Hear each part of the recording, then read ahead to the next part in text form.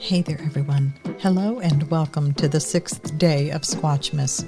I hope you're all cozied up somewhere listening to this, ready for the snowy winter's tale of a blizzard sighting. You are? Well, sweet. Let's do this.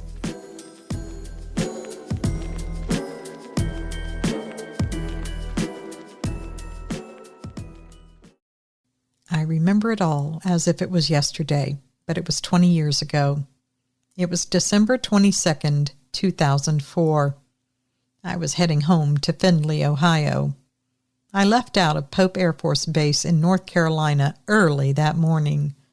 I had a 10-hour drive under the best conditions ahead of me, but I know snow was coming. I was hoping to beat it. Now, somehow, I either missed that the snowstorm was going to be a very big one, or I felt confident in my youth that I could handle it. Might have been both. Now, by the time I made it into West Virginia, things were serious. It had been white-knuckle driving for quite a few hours already. The snow was falling fast and heavy. I hadn't covered half the ground I should have by then. The snow was higher than the nose of my Pontiac Sunfire. I was plowing through the snow as best as I could. I kept thinking, if I could put the mountains of West Virginia behind me, I could make it. But that didn't happen. I should have stopped in Beckley for the night when I stopped for gas. But I really just wanted to get home. I wanted to surprise my mom for Christmas. You see, I told her I couldn't come home that year. Her disappointment was terrible, because I wasn't home the year before. I had just arrived at tech school right out of basic training. There was no way I was allowed to go home at that time. Now, the only one who knew that I was coming home secretly was my dad. I did want someone to know I would be on the road. I don't remember exactly how far it was. I probably could have looked it up, but a couple miles outside of Beckley, I was heading north on I-64. Now, it's a pretty fair incline on that road, like a lot of them around there. It is a mountainous region after all. I was sliding and slipping more than I was going forward. It was now coming down sleet and ice mixed with the snow. Now that's a deadly combination under the best circumstance. Never mind an interstate going through the mountains. It had been a white-knuckle drive, as I mentioned, for several hours, but this was terrible. No matter what I did, my little Sunfire was not getting any traction. Then came the point. It was game over. My little car slid down at an angle backwards, and my back right side bumped and slid along the guardrail until it stopped. No matter how I tried, all I did was spin my tires. I decided to let things be. At least I was stopped without really any damage. I couldn't even get traction to pull away from the guardrail, so I decided to turn the car off, put on my emergency flashers, and decided to wait and hope that someone would stop to help me. But no one stopped, because there was no one. I realized that in the last hour, not another car had passed me on the interstate, nor had I passed them. I then realized I hadn't seen hardly any cars out and about for about an hour or two. Once I hit West Virginia and the mountains, there just weren't too many out on the roads. What I didn't know was that was not some normal snowstorm. As we all know now, that was one heck of a blizzard. If you didn't experience it, you can look it up. The blizzard of 2004. It dumped 2 to 3 feet on many places in just a few hours. It was a blizzard only surpassing the blizzard of 78 in the Ohio Valley. It was a rough one, but I didn't know that at the time. The snow was coming down so fast, I had to get out twice in a very short time just to brush the snow off my windows and the side mirrors. If someone was coming, I wanted a chance to get out and maybe signal them before they got to me, to let them know this wasn't just an abandoned car on the side of the road. There was someone here. But after a while it started to get very dark, and I was getting worried because the snow was coming down harder and faster. It was piling up fast, and there I sat on the interstate. I thought about trying to maybe walk back to Beckley, but I didn't know if I would make it. I was pretty sure it was at least a couple miles back. I was not geared to walk in all that kind of weather. It was dark, but with all the snow, it was a bright dark out there. If you've seen that kind of snow in the winter at night, you know what I mean. I was trying not to think about how cold I was when I saw something big and dark step over the guardrail down the road from where I was sitting. I thought it might be a bear at first, but then I saw that it had arms that were swinging, and it was standing straight up on 2 feet. A shadowy outline, yes, but it was clear nonetheless. If it hadn't been white out there with all the snow reflecting, I probably wouldn't have seen it. I definitely wouldn't have seen it on a rainy night, a foggy night, or just a plain dark night. I watched as it stepped over the guardrail, and then it stopped. It turned, and it was looking back over the guardrail, like it was waiting. I blinked. I couldn't believe what I was seeing. I stared ahead at the large, shadowy shape. It was just 30 or 40 feet from my car. It was incredulous because I knew what it was. I had that moment of disbelief, and I thought, no, I'm looking at some kind of a shadow that was now being cast by a tree that was swaying or bending. I was thinking it could be anything but what the shape showed it was. But then, even at that distance, I saw the falling snow beginning to sit on top of the fur. The color of the fur I can only say was dark. That is, I can't tell you if it was brown or black. It was just a dark, shadowy thing. But I was beginning to see the layer of snow landing on its fur. You could see the white sticking. I'm guessing it wasn't sticking before because it was moving. My hand stretched out to turn on the headlights so I could see it better, and immediately I stopped myself. I'm still not sure if I stopped because I didn't want to blind them, or if I didn't want to draw attention to myself.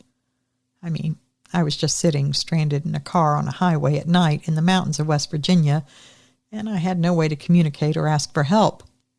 So yeah, it was probably the last thing, but I can't say for sure. I watched this hazy shadow shape that was dusted with snow while it just stood there. I was fascinated, mesmerized, curious, and a little bit wary. If it knew I was there, would it do anything? I didn't want to find out. I wondered why it was waiting at the guardrail. Then I saw it gesturing with one of its arms, and I heard it make some kind of sounds. The sounds that reached me in the car were soft and muffled with the distance and the snow, but they sounded for all the world like talking, yet not talking. Then I understood what was going on. There was another one of them. It was smaller, maybe 3.5 to 4 feet tall. At first I couldn't see its height. It was struggling to get over the guardrail. It looked to be about the height of the guardrail at first, just a couple feet. So it was either already falling down or was crawling, I don't know which. But then the adult bent over and helped pick up and half carry the smaller one over the guardrail. When she, the adult, and I think you can guess what I was seeing that made me think it was female, but when she set it down on the roadside of the guardrail, it kind of slipped and almost went down in the snow again. When it did, it grabbed her. I think it must have grabbed just the fur on her legs because she let out a squawk that sounded a lot like the way we say ouch when something happens. My eyes were bigger than the moon in the sky as I watched this. Any thought that I had of this being some humans in heavy winter clothing was gone immediately when I heard the sounds they made, and their shape and their size, and the way they walked on the icy snow. Everything said it was not human. And when the smaller one fell, the adult helped pick it back up and was talking to it exactly the way a human mother would talk to its child. There was a little bit of fussing, a little bit of scolding, but in a very nice way. Kind of like it was saying, "Watch what you're doing." It was that kind of talk. My amazement skyrocketed. I was watching a mother and a child Bigfoot together. In basic training, we had a guy from Washington who swore he had seen a Bigfoot when he was a kid. He only told one person in confidence, but you know what happens with that kind of information in a military setting. Everyone knew it by the next day, and they teased him mercilessly. Even our TI called him Squatch Boy, and I really felt bad that I had helped make fun of him too, not believing there were things like that in the world at all. And there it was, some version of a Sasquatch, a Bigfoot. There it was, out there in front of me on a snowy night, and not just one, but two. I watched as the pair worked their way across the snowy highway. The smaller one looked as unsteady on its feet as someone just learning to ice skate. They went across the median and then over to the other side, and they disappeared into the thick trees that were there. My heart was racing. I had seen the most incredible thing I had seen in my entire life. I then realized I had been gripping the steering wheel so tight, my knuckles were white and bloodless, and my hands were cramped. The snow was piling up on the windows outside of the car again. My eyes were still fixed over on the area of darkness in the trees where they had disappeared. Sometime later, maybe a half hour or so, someone in a Jeep or a Humvee, I didn't get a good look at it, they came up the road on my side. I opened my door, stood half in and half out of the car. I was flashing my headlights and trying to hit my brakes. I was hoping he would see the flashing, even if it was after he passed me. As he got closer, I also laid on the horn. I wanted him to know that was not some abandoned car on the side of the road, but that someone was there, and that someone needed help. I know whoever it was saw me. I saw their head turn as they passed, and for just a second, my hopes leaped high. I saw his brakes get tapped just as he passed me. But instead, he kept going. I've thought about that, and in hindsight, I think he probably had gotten enough forward momentum that he knew if he stopped on the snow and the ice, he probably wouldn't get going up the incline again. But that didn't help me right then. My only hope was maybe he would call someone to help me when he got to wherever he was going. I was so frustrated and angry, and I was cold, I was getting thirsty and hungry. I was worried my dad would be worried. I hadn't called to check in with him as we had agreed upon. I had been secretly calling his landline out in the garage so Mom wouldn't catch wind of it. So I was angry, worried, and all this frustration, all these things were piling up, plus what I had just seen. And then there this guy goes, right past me. I guess you can say I sort of lost it. I was sitting in my car, hitting my steering wheel, yelling out loud. Then in frustration, I laid on the horn. And I kept laying on the horn. I was banging on the horn. You would have thought I was trying to compose a song. For several minutes, I just kept laying on the horn over and over. I was so sure I was so far out, I wouldn't bother anyone. I finally wore myself down, and I stopped all the crazy. And I came to the decision that I was going to be spending the night in my car, and I better get comfortable. My only hope was in the morning a snowplow or something would come by.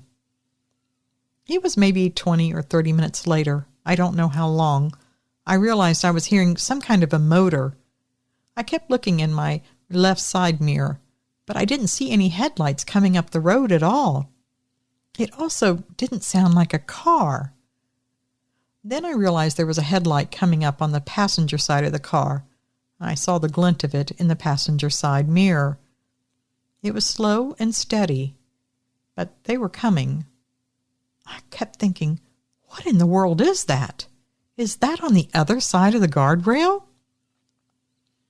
It finally stopped within about 10 feet of the back of my car.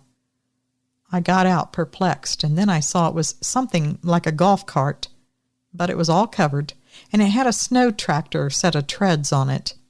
It had a little plow on the front, too. At that point, I had never seen anything like it. Now, I have since seen some that are called Polaris, but I don't know if that was the brand he had. I didn't care either way. I could have cried with joy and relief that someone was here. I got out, and the guy got out, and we talked for a few minutes. He said that he took his dog out for a quick potty break in the yard, and he heard my horn. And the horn kept going and going. Him and his wife figured somebody was in trouble out there on the interstate. I told him I had been there for hours. At no time did I mention Bigfoot. I figured I needed help, and let's be honest, most people are not going to help someone if you start talking about Bigfoot right out of the gate. You're 10 kinds of crazy in their eyes. Well, it turned out there was a road beyond all those trees, and there was some houses back there. I didn't get out and go look over the guardrail when it got dark, or I might have seen some lights over there. But the guy I was talking to said it was a really good thing I didn't. The incline down certain parts of that area over the guardrail, down to the houses, well, they could have been a bit problematic. Some of them were awful steep. He said that he heard me, he suited up, and got his toy out. That's what he called it. He said he was thrilled to justify for his wife why he bought all this. He hadn't had much of a chance. Anyway, he went down to where he knew how to get through to the grassy shoulder that ran along the interstate to see what he could see. And that is how he found me. Ended up, I told him I'd been there for hours. He offered to take me back to his house. Yeah, I know, that's pretty sketchy to let someone take you to their house in the middle of the night, and you don't know where you're going, and you're not even quite sure where you are, except what state and what interstate. You know, that's kind of how horror movies start.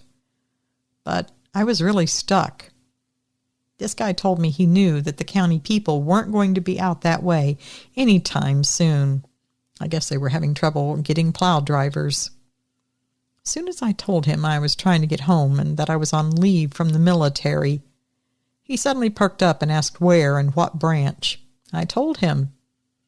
He pulled his left arm out of his thick coat, pushed up his left sleeve, and showed me a faded tattoo for the 1st Cavalry, and it was dated 1968.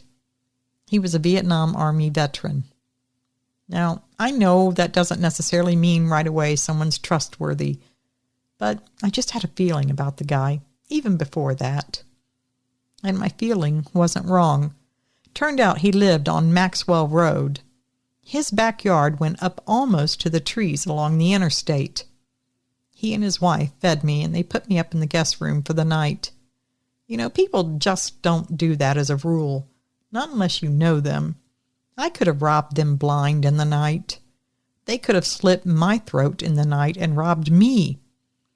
But for some reason, we took a chance and trusted each other, and it worked out for the good. As soon as I got there, I used their phone to call my parents' house. I knew it was too late to call out to the garage. It was after midnight. My mother answered and was panicked because of the late hour. I assured her that everything was fine, and could I please speak to Dad? I quickly told Dad everything that happened and where I was. Mom, the whole time in the background, was pestering him, asking 1,000 questions. I then asked Dad if he thought he could come up with a quick cover story so Mom didn't know I was on my way home. If we had to blow my cover, I said okay. Dad didn't answer for a moment. He never said yes or no. Instead, he paused, like he was thinking, and then he said, "Yeah, okay, son, I can loan you some money to get your car fixed. I'll try to get to Western Union tomorrow. You let me know when you get it or if anything changes, okay?" With relief, I just said okay. And then I thought, man, my dad was smooth like Jif creamy peanut butter. I spent that evening getting to know my host and hostess, who fed me as if I was a starving orphan. I have never forgotten their kindness. I exchanged Christmas cards with them for many years, and I still do today, believe it or not, although one of them is no longer here, and the remaining one no longer lives there. Now that was an incredible night. It was an incredible Christmas for a lot of reasons. My sighting was brief, and I don't have a lot of detail about the Bigfoots. But just watching them on a snowy night, it impressed something deep inside me. I watched what I believe to be a mother Bigfoot and its youngster on a snowy blizzard night right before Christmas. It remains to this very day one of the most incredible and magical things I've seen with my own eyes. Thank you for reading this. Austin. Thank you, Austin. You know, I visualized the mother and her youngster on that snowy night just as you wrote it. Thank you. I really appreciate that. That was some really good stuff. Thank you so much. And Sasquatch, I hope you enjoyed it because I sure did. All right, well, that's going to be it for tonight. The 6th day of Squatchmas is officially done. And we are also officially halfway through. Boy, time is flying this year, isn't it? But we'll be getting together again tomorrow. And until then, you be sure to remember, absence of proof is not proof of absence. Thanks for listening.